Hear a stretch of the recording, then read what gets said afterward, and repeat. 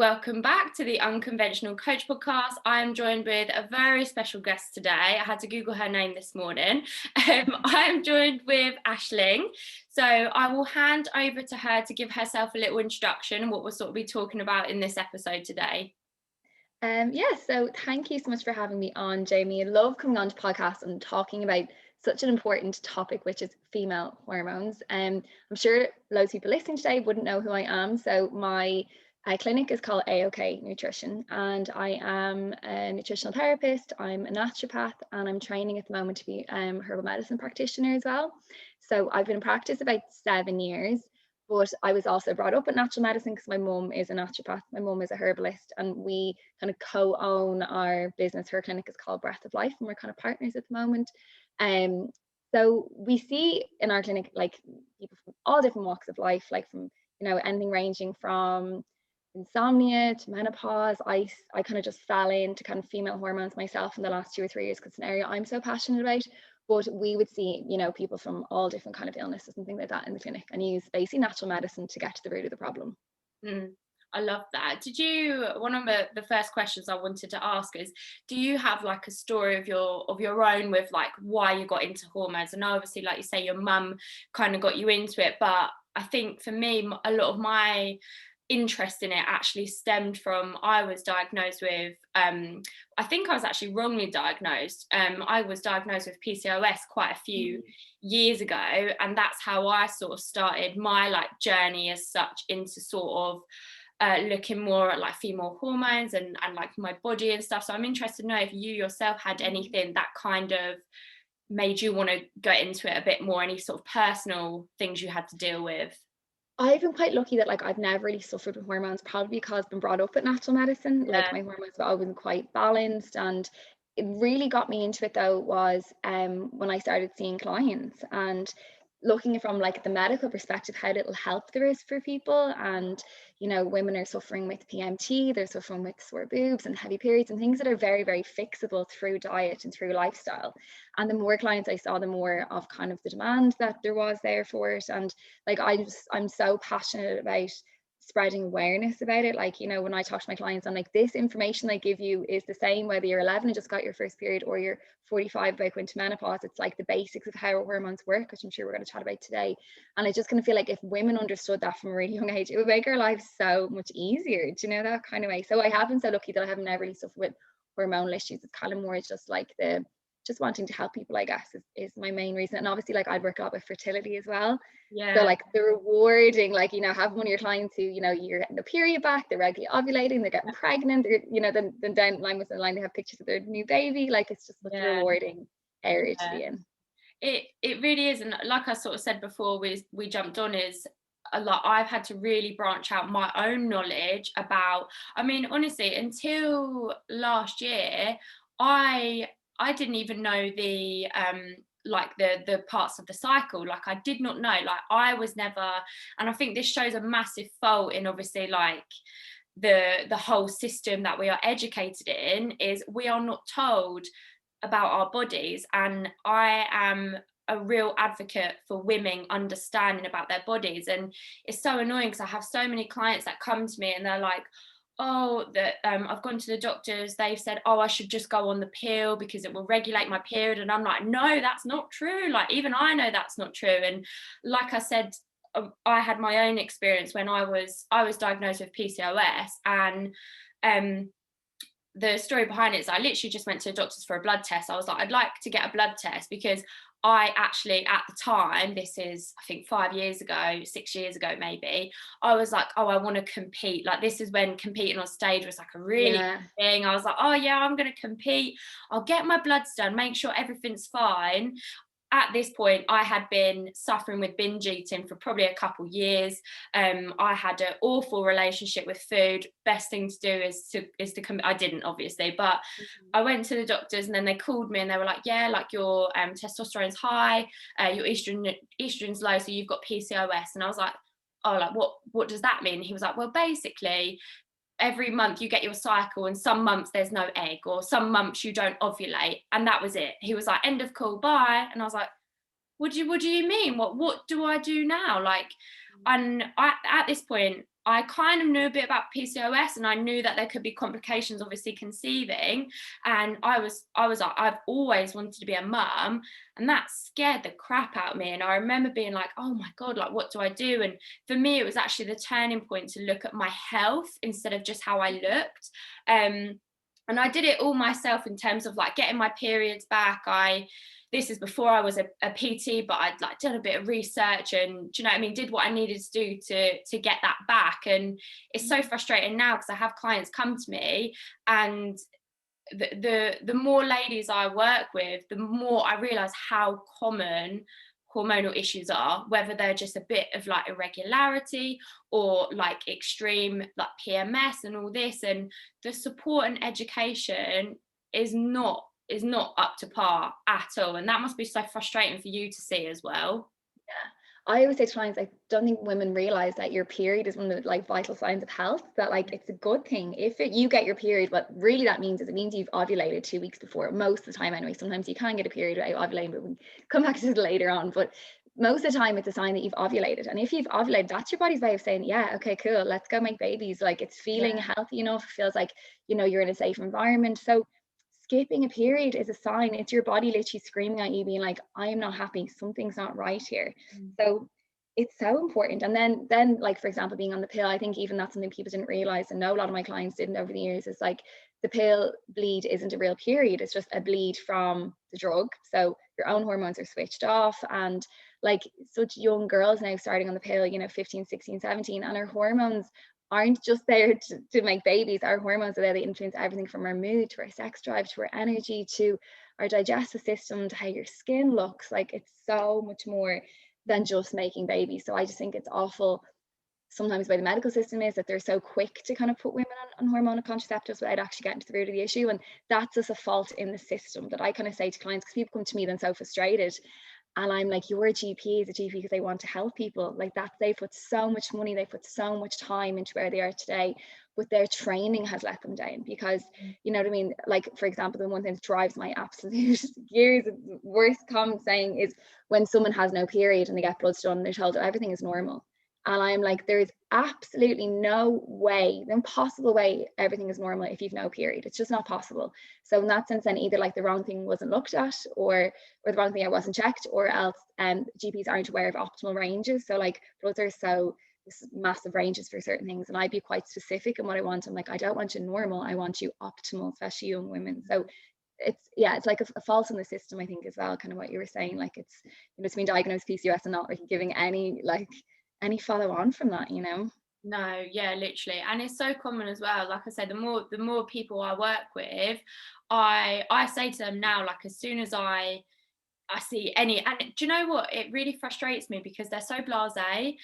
When people sign up with me, they have to do like a questionnaire, and I have a whole section, I call it the period profile. So I ask them what contraception they're taking, if any, like sort of typical cycle and all of that stuff.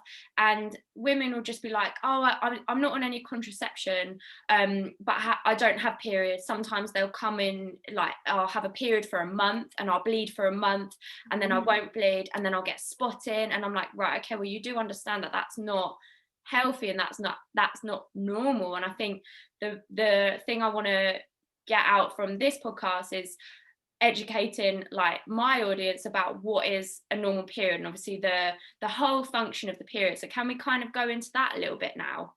Yeah, of course. Okay, so like basically anyone who comes to me as a client, I'm like, first thing you need to do is you need to understand how your hormones actually work. And like I'd laugh being like, if you did like, you know, biology back in school, we did this, it wasn't relevant because we didn't really care, and it was just so science based. Like I'm like, why not strip it back and actually explain it in like layman's terms, you know, make everyone understand it. So I would say like, okay, let's say you have a regular, say 28-day cycle, and anywhere from 25 to kind of 32 days will be considered normal. So if it's less than 25 days, that would be too short. If it's longer than 32, you're kind of getting a little bit too high.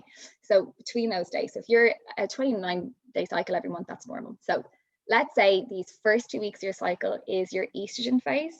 And what I say first to clients is like, the day before you get your period, it's so normal to be a bit wrecked, to be a bit irritable, like not feel great, that's because your hormones drop, and it's a drop in hormones that causes them to get your period the next day. So you're kind of running on empty a little bit for a day, but you shouldn't be feeling like this for the 2 weeks before. Like that would be kind of more PMT. So day one, cramps are normal as well. And you're not to the point that you're going to need painkillers, like, but that is how your body gets rid of your period. It causes kind of slight contractions. So a few cramps, nothing too extreme. First, day you might be tired, and once you kind of get over day one, day two, your energy kicks back in, and this is your estrogen phase. And those first 2 weeks of your cycle, your estrogen is your real get up and go hormone. So we're talking things like your appetite be better, your energy, your mood, just like your zest for life is what I call it. Like your libido isn't just for having sex, kind of like that drive that you get as well. Even being in the gym, you're going to be stronger these first 2 weeks. So that's your estrogen phase. And then once estrogen peaks, you ovulate. And ovulation is when the egg gets released from the ovary. You're fertile for those 24 hours that the egg is released. But also, just I always say, like a little disclaimer, that sperm does live for 5 days. So your fertile window is actually 6 days of the month. So there's the 5 days before you ovulate plus ovulation. And once we ovulate, then we make a hormone called progesterone. Progesterone is the most amazing hormone ever. Like, it's like my favorite hormone, but I sound too geeky. It helps calming your nervous system. So I always say, like, if you've ever bumped into some woman who's like 8 months pregnant, they're usually so chill, like they're so calm and everything's great. That's because like progesterone is through the roof. Okay. So progesterone is really good for anxiety, really good for mood. It's a natural painkiller. So it actually helps with those cramps. And also, I forgot to say, actually, I always say to clients, main thing remember with estrogen is it makes things grow. Basically, the first 2 weeks of your cycle is your period growing. And progesterone's job, opposite to that, is it makes your period lighter. So it grows first 2 weeks, lightens for the second 2 weeks, and you don't have a really, really heavy period. Now, that is only if we have enough progesterone. This is the problem, that basically any kind of PMT, and what PMT basically is, it stands for premenstrual tension. And this can be anything from headaches before your period, breakouts, anxiety, insomnia, constipation, cramps, sore boobs, like sugar cravings. It's kind of different for everyone. Yeah, there's so many different things, different for everyone, but it's always lack of progesterone that will cause that. And the number one reason actually progesterone gets low is due to stress. That our body basically steals our progesterone in order to make stress hormones. So you'll find that yourself, I always say, like, think about your period at Christmas time. It's always so bad because everyone's like a mad December of just running around like lunatics getting ready for Christmas. That, this will come and go. With progesterone, I say as well, like your period is like your monthly report card. So if you had a really, really bad heavy period this month, I'd say, right, take a step back, look at what you've done in the last 4 weeks where you're really stressed, did you not eat properly, were you not sleeping? So that's the basics of how your hormones work. And the problem being on the pill, for example, or on hormonal contraceptives is all that is switched off. So you just have a steady state dose of this synthetic drug. The reason you get a bleed on the pill is that it has synthetic estrogens. Remember I said estrogen makes things grow. It's going to thicken your uterine lining, but it's not preparing for ovulation. It's just growing from the pill. You'll never, ever get that real calming progesterone. So I see some clients and they've been on the pill since they're 15 and now they're 35 and they've never made progesterone themselves, that way. So I think there's a massive link between things like anxiety and being on contraceptives, low sex drive. I have loads of clients in like their 20s and they all take low libido on my consultation sheet.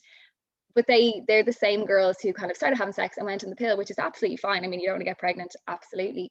But it's important for them to understand, well, actually, you started having sex and then you decided, I'm actually going to switch off my sex drive now. Yeah. That way. So this is not explained to people, and this is the problem. Like, I've no problem being on contraceptives once they understand the terms and conditions that go along with it and say, you may feel anxious, it could be due to this. Or like that, clients, they think they're an anxious person. They come off the pill and they're like, I feel like a different person now. So it's just important to be aware of what you're switching off when you aren't having a cycle, basically. Yeah, I think a lot of people like have a really negative relationship with their period because they see it as an inconvenience. Whereas, and I used to and I probably went on the pill when I was like 14, 15. I came off it when I was probably about 17, 18. But when I was taking my pill, I didn't even know if I was taking it right, because one doctor said was like, it's one you constantly take. The other doctor said, no, you'll have a break. So I did not have a clue. But it's amazing how many people don't know what they are doing when they do go on a contraception. They don't get, and that's what I always say. Like, obviously, I use natural cycles, and now I'm a bit more educated about contraception. It's not something I would personally choose, But again, it's just about, like you say, making people aware of the side effects and the long-term side effects as well. Like, is it a quick question? Is it true with the, I don't know what it's called, but like the hormonal injection? I had a client who was on the hormonal injection, and when she come off, they said that for every year you are on the injection, it takes something like 2 years for your hormones to like cycle back. Is that true? It's definitely the longest one to kind of get your cycle back again. So normally it takes between 8 to 10 months to get your cycle back after coming off the depot. But the biggest problem with that one is it actually can really affect bone health.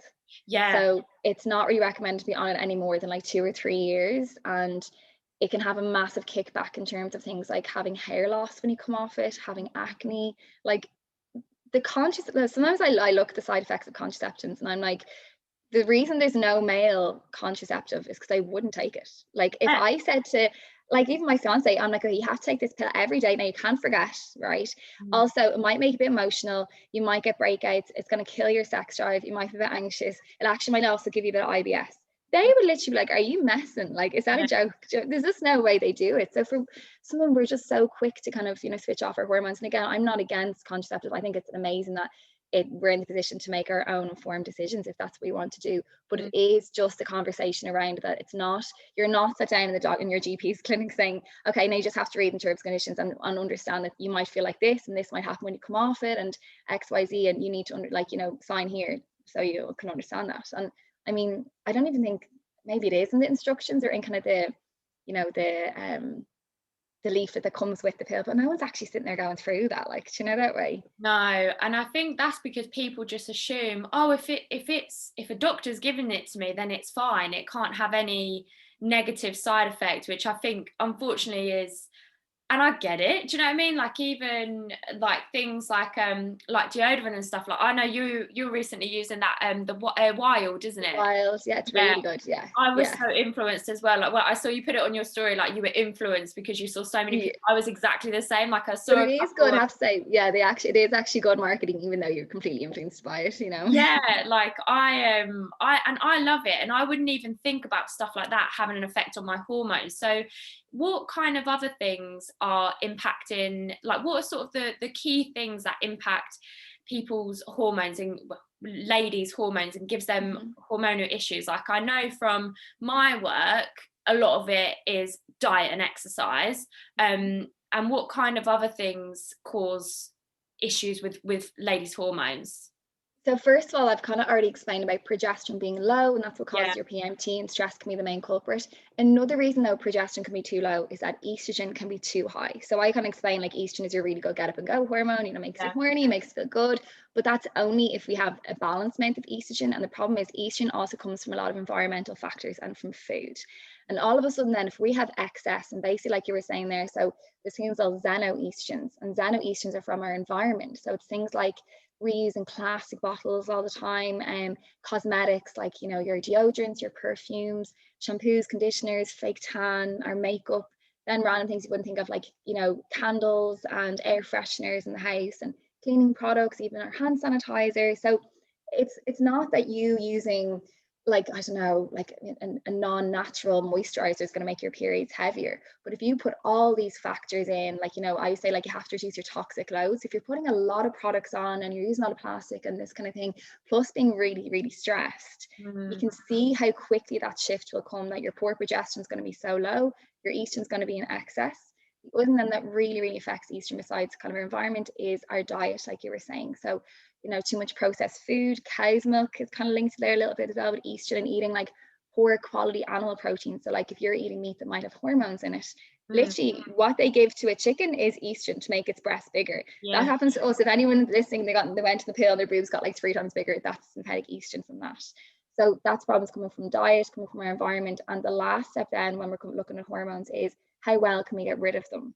So the detoxification process is so important here. And like if someone is suffering with digestion, they're going to have hormonal issues. The first thing I look at with every single one of my clients, the minute I take out the consultation sheet for a call, I check the digestion, because you'll never ever be able to resolve hormonal issues if you're not going to the toilet properly, if you're not pooing every day. That is literally how we eliminate hormones, no matter how good your diet is. Like even if you're only buying organic food and literally spending money on the most expensive supplements, if you can't excrete them properly, it's not really going to do much good.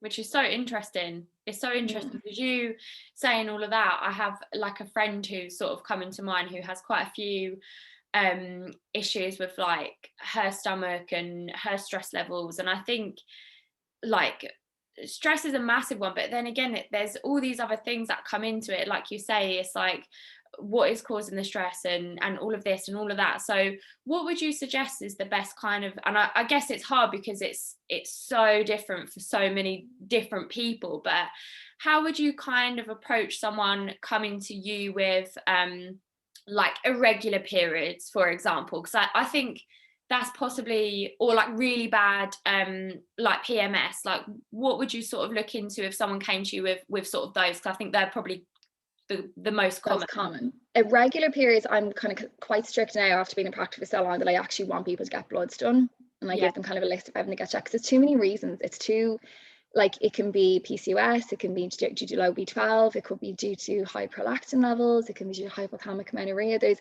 loads of different reasons why someone might lose their cycle, and I don't want to guess. Like, if I can see it on your bloods, I know exactly what I need to give them. So I do always recommend getting bloods done for irregular cycles.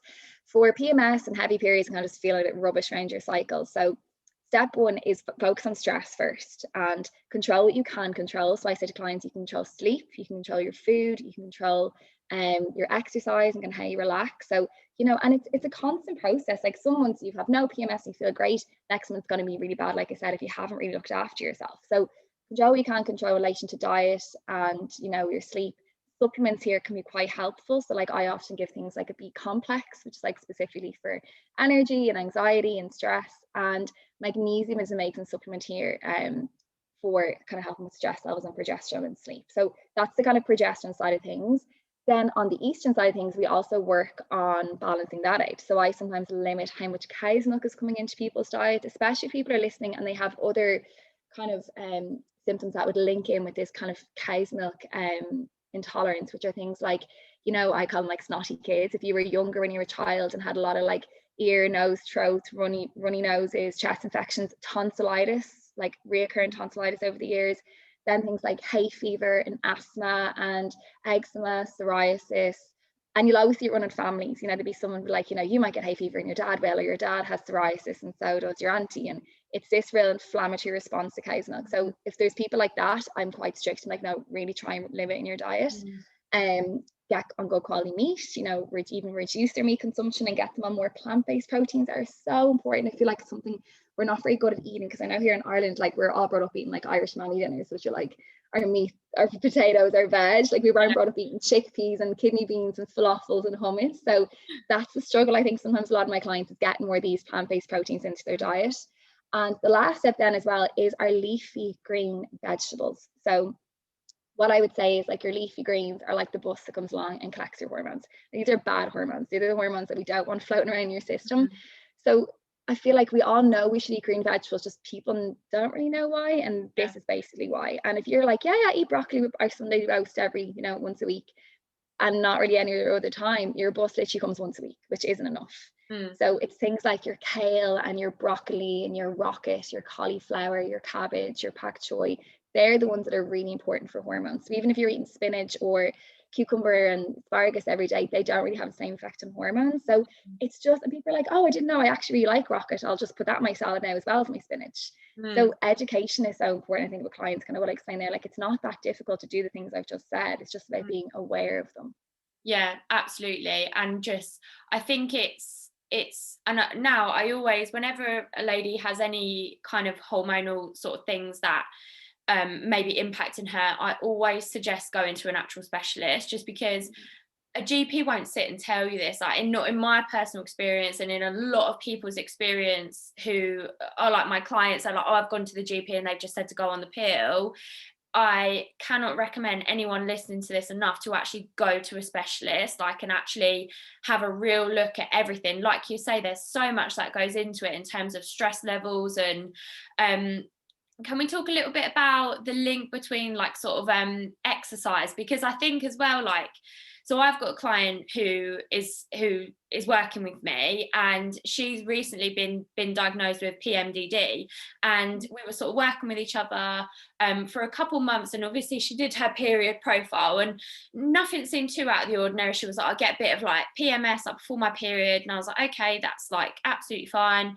And then sort of a couple months in, I think obviously we've built a bit more trust, a bit more of a relationship, and she's been really open to say that she would really struggle with before her period, really intrusive thoughts, feeling really shit. And I was like, right, okay, you should not be feeling like that. Go to a GP, and they have diagnosed her. I said I think it sounds like PMDD, and they've now diagnosed her with that, and I have a few questions from her that we can sort of go into. But now it's sort of trying to figure out what is going to be the best approach with her in terms of like her diet and exercise. Like we are moving into like a calorie surplus phase, so obviously giving her more calories. But in terms of like her training, would you suggest something like because what my sort of logic was is obviously like, and all round she's really good, she doesn't really struggle after the period, it's just that lead up to her period, I think maybe like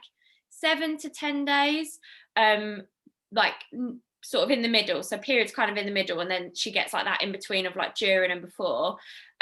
Something I suggested was really reducing like the volume and intensity of her training for that week to give her body that sort of time to recover. So I'm interested, because I'm not a hormonal specialist. I do you know what I mean? I don't claim to be. It's just me sort of being logical with what I can do to help her.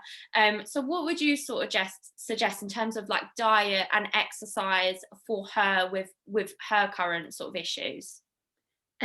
First of all, for anyone who doesn't know what PMDD is, so basically it's premenstrual dysphoric disorder, and it's a little bit more extreme than PMT. So PMT, premenstrual tension, is basically, like I said, lack of progesterone. You're feeling so anxious, feel just, you have all those symptoms because your poor progesterone is low. PMDD is kind of actually linked more with like a neurological order. It's actually not a hormonal condition. So it's up there with being things like having depression, having like diagnosed anxiety, having bipolar. And what happens is your body is making enough progesterone, but it can't use it properly. And it makes you feel very anxious, or actually make you feel very, very depressed. The medical treatment is normally antidepressants, and they usually work amazing for clients. Me, in the position I am, being so lucky that my mum was a herbalist, we have a full herbal medicine clinic in our practice. So we have like 300 herbs, and one of these herbs is a herb called St. John's wort, which is a herb that's also we would use for depression, and it's on par with kind of antidepressants in terms of for PMDD, like a lot of research with that. So if there's someone who doesn't want to go into the antidepressant route and kind of wants to go more natural first, we see a lot of clients with PMDD. I've loads of clients, and we get them on St. John's wort. So my approach to PMDD, number one, is actually just to make sure that estrogen and progesterone is balanced. So everything I've just spoken about there with the stress and the food and the supplements, making sure that if your body does want to use progesterone, there is enough to use it. Then we work on kind of the mental health side of things. So definitely for her, reducing the exercise might be better for mental health, or doing things like, meditation, or going for walks, or doing yoga, and kind of just relaxing when she's feeling on edge. I think it's very different for everyone. Some people actually, especially if they suffer from anxiety and depression, sometimes they, exercise if they're safe, or she might really need to be in the gym that week. So I think it's very personal for the individual. Definitely would have her on magnesium. Definitely be putting her on vitamin B6. B6 is specifically going to help with that body's conversion into progesterone, so she can use it efficiently. But yeah, and I think it's all just understanding that it's actually a mental health issue, that way, that it's not the same as, like I said, just PMT, and like that some people like having split personality, you could literally be a different person the second 2 weeks of your cycle. That's what she said she feels like. She feels like she's a completely different person. And they did diagnose her, and they did actually suggest her going on some antidepressants, but I think she is a bit reluctant to take that approach, and I know she'll listen to this podcast, so I'm sure she'll probably reach out to you and your mum and see about getting some help. And what you said about the exercises, again, as well, it's so hard, because I know how obviously important and how beneficial exercise is for hormones, but it is about finding that balance between what is, because it's physical stress on the body, like regardless, it's obviously positive stress like physical exercise, resistance training, but it is still stress on the body. And I remember I had a personal training client like quite a few years ago, and she suffered with really bad anxiety, and it's awful seeing it be triggered by something so positive. But luckily I could sort of gauge that with her, and we could sort of work it out. But how common would you say sort of anxiety is then with hormonal issues? Because that I think's cropped up quite a lot. It's probably one of the main things to say, especially that second week of your cycle when you're meant to be lovely, calm and cool and relaxed. Like when Mm. you have enough progesterone, you are calm. Like I always call it like it's your real like get you have your shit together, like multitasking, like real like women when they're just on the ball. You know that feeling Yeah. of like you're just that's often your progesterone when it's through the roof and you're like men can't do that. Like No. as Rissa saying sexist, they actually can't multitask the way that we can. And that is our progesterone. That's our body. I think it's just our innate women's, I don't know, like in tune of just Mm. basically just being deadly, right? Yeah. So you're saying anxiety. So definitely then when that's lacking, which it often is because like that we're all just mad stressed, it's probably one of the most common things coming up to your period is feeling anxious. And then obviously then being on the pill and being on hormonal contraceptives, that will make you feel more anxious because you don't have any progesterone there, you Mm. know? And it's hard like that with the exercise. Like I kind of say to clients, like, be very in tune with yourself. Like I never give general advice, bar kind of advice in there with diet, just understanding hormones because everyone is so different. But like there's a very big difference. You work in a 12-hour day, coming home at 8 o'clock, being absolutely wrecked, and I have to go to the gym and Yeah. throwing on your gym gear and going to a class and being like, have to do this. And Yeah. the work that you might do on a Saturday morning after having a nice 10-hour sleep and have a nice breakfast. And I think, and it taught me a lot. I used to push myself so much, go to gym. I have to go to gym 5 days a week and stuff like, it's good for my body. But only since lockdown the last year, I was like, actually, I don't need to go to the gym on like that Thursday night after work when I'm absolutely knackered. And like, here's me thinking it's good for me and my body is probably enjoying it. But from a mental capacity as well, it's actually nice to understand or be very aware of when you need to relax and when you need to push yourself, Yeah, absolutely. Yeah. Yeah. I use that with my clients. I say it's kind of like a scale. I say if you are sort of debating whether or not to go to the gym or not, ask yourself out of 10, how much do you like want to go to the gym? And I say anything 5 or below, just don't go. Like your body needs recovery and rest. And even like obviously talking a little bit about more training now, like even changing your training around your cycle. Like I think a lot of people don't do that. And for some of my clients we don't really need to. Like a lot of my clients have obviously like fine cycles, or they are on a contraception, so they don't necessarily get the dips, and they can sort of follow the same kind of training plan all sort of month long. But for other clients we do have different training for them, like on their week of their period, if they do feel like uncomfortable and crappy. And I've literally just, I think today's like day 4 for me, and I've been running 5k every day in the month of May to raise money. And the 3 days, like the last 3 days being on my period, it's been the worst period. And I normally have quite a good like cycle. Really interested. And I got my PB literally around ovulation as well, and I know that's when your testosterone peaks as well. We have testosterone, like everyone says, oh, it's the male hormone. It's like, well, we do still have it.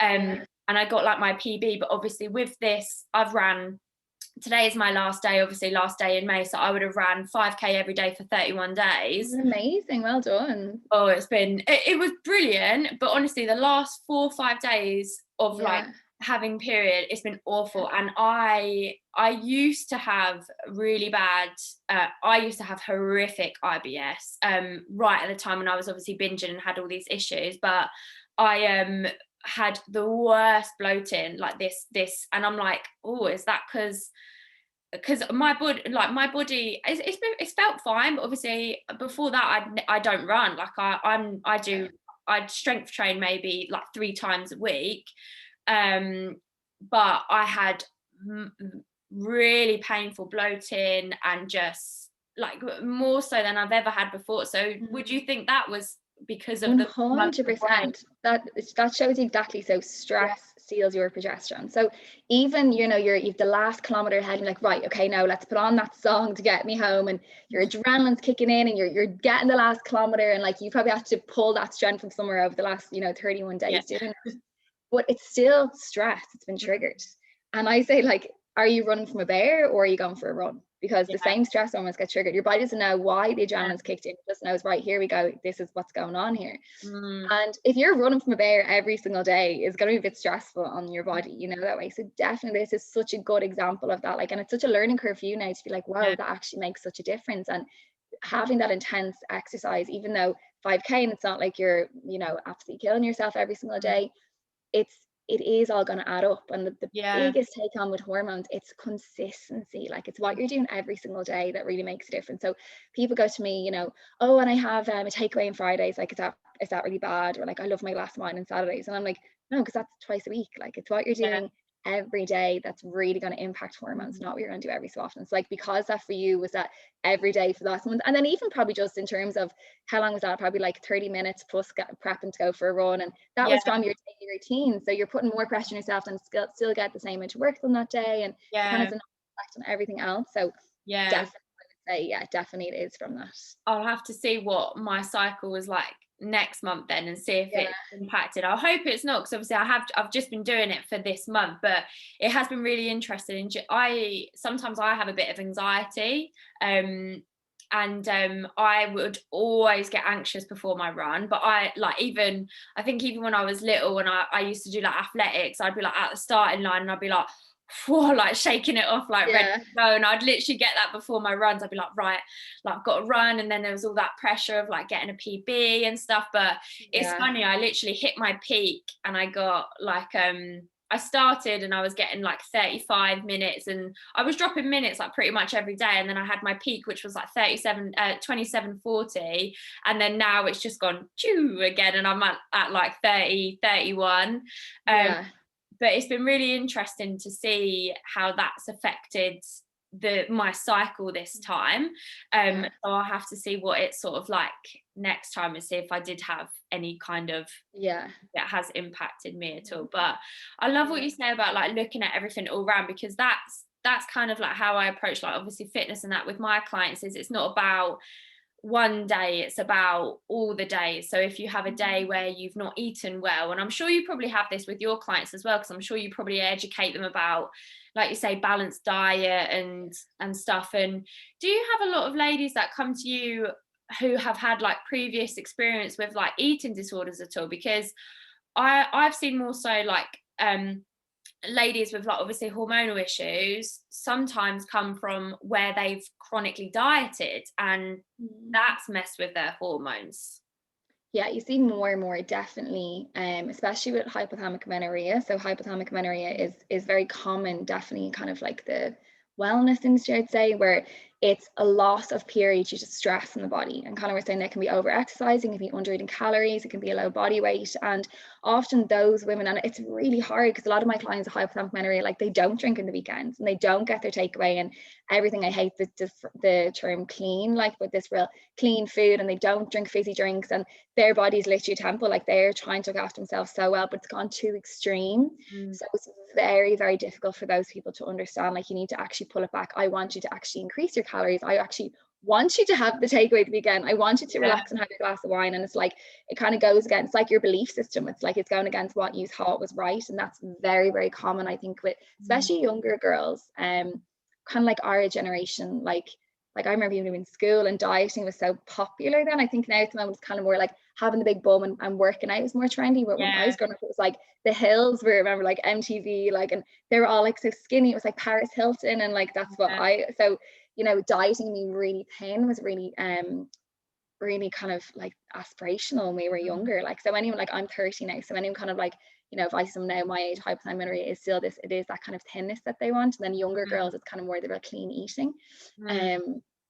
Yeah, I kind of feel like I'm like the way you're kind of saying you're not qualified, you know, you're not a nutritional therapist. Like I'm not, like I can't see someone for eating disorders. Like I'll refer them on to someone else, because I feel like that's a mental health expert that needs to do that. Like that's counseling, and I chat to them and I kind of help them explain it. And I often refer them on to somewhere else, like the Body Wise Clinic in Ireland is one place where I'll say, look, I can definitely help you with the nutritional side of things and the balance and help with your lifestyle, but you need to go and talk to them about the mental health side of things, because that's just not my area. And obviously the whole round thing is so important. There's no point them, you know, having the food if they can't keep it up long term, you know. Yeah, absolutely. It's so interesting you say about sort of like encouraging them to obviously eat like less nutrition. That's what I say. I don't say good or bad. I say you've got more nutritious food, you've got less nutritious food.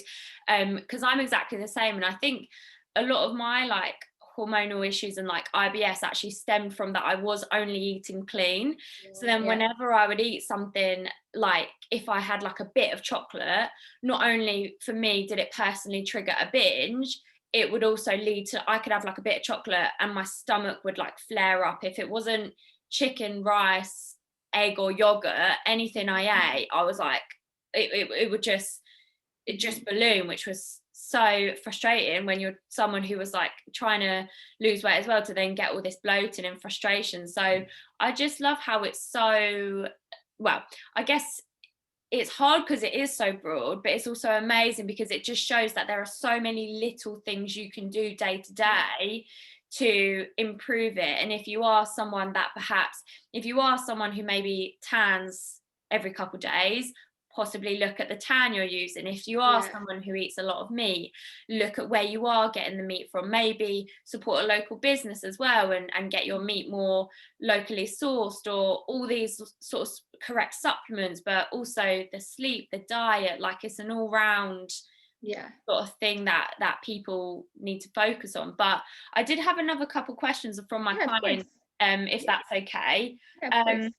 So my lady who was diagnosed with PMDD, she got told to treat it with the coil. Is that something you would sort of recommend? The Marina coil? Possibly. Is that the new one? That's because there's I've had a lot of ladies recently talking about this new coil that is not hormonal. It doesn't secrete any hormones. So they have a copper coil. So the copper coil is literally just like copper rod that goes into the cervix, and it prevents sperm from getting very far, so I always say, like, and it changes your cervical mucus, so it changes your uterine lining. So let's say sperm happens to fertilize an egg, the implantation can't occur anyway. The Marina coil is hormonal though, but it's very localized. So what can happen at the start is, for the first maybe 6 to 12 months on the Marina coil, ovulation might stop, but then normally kicks back in again. So from a PMDD perspective, I don't understand how that would work if ovulation kicked back in, because you actually will be making your progesterone again, so it may make you feel anxious. So I'm not sure. I don't, to be honest, like I wouldn't normally see birth control really helping with PMDD, because on one hand, if you actually switch off birth control, just like going on a normal pill, you might feel a bit anxious because you're basically switching off your hormones, but that could be better than the anxiety and depression you feel being on off the pill. That actually could be an option.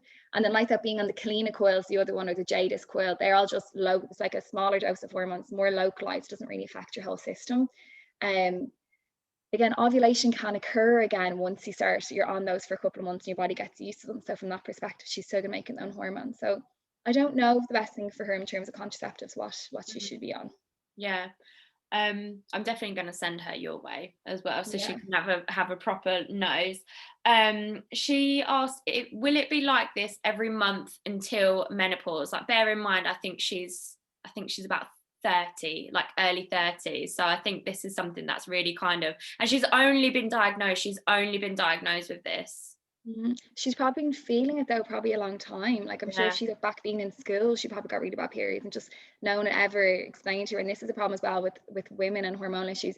We have to let you get, going kicking and screaming before people medical fields sometimes take people seriously. Like pain is often ignored. I'll just take Ponston here, just take stronger painkillers, it's just a bad period. But like that way. So for her, the anxiety probably wasn't, maybe she, it's just, I don't know, maybe it was overlooked.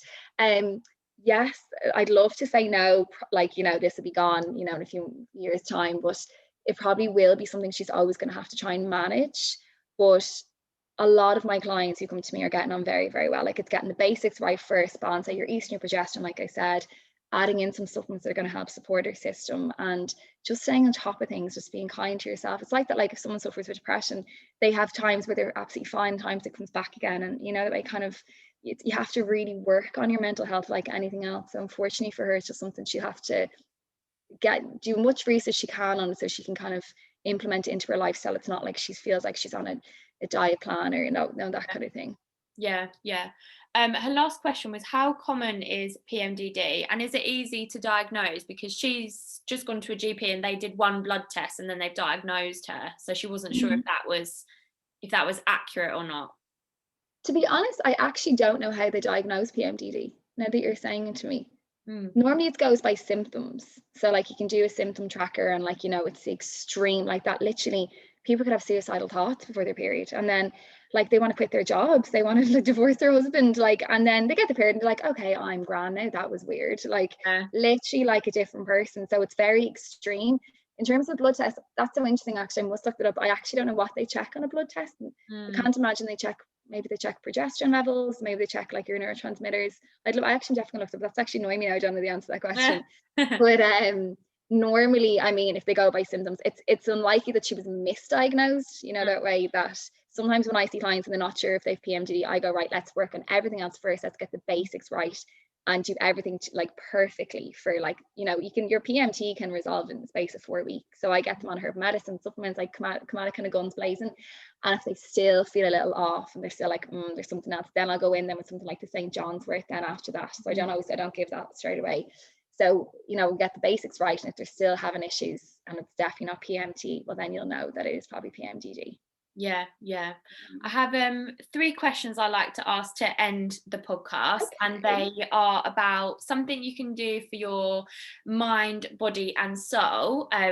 Normally it's sort of like health and fitness based, but for you, I would like you to give one of each for what ladies can do for sort of like a healthy, happy sort of period. Yeah, something they can do for their mind, body, and soul.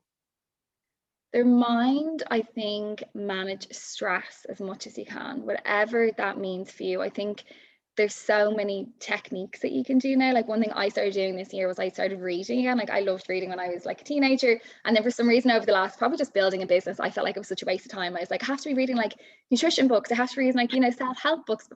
And then I'm just like, and then I didn't want to read because I'm like, I've been working all day. I don't want to go to bed and read nutrition books. So I just stopped reading. So this year for me, I've started reading just like random just like novels and stuff, and I'm loving it, and literally talk about switching off your brain and so you find what you enjoy for your mind.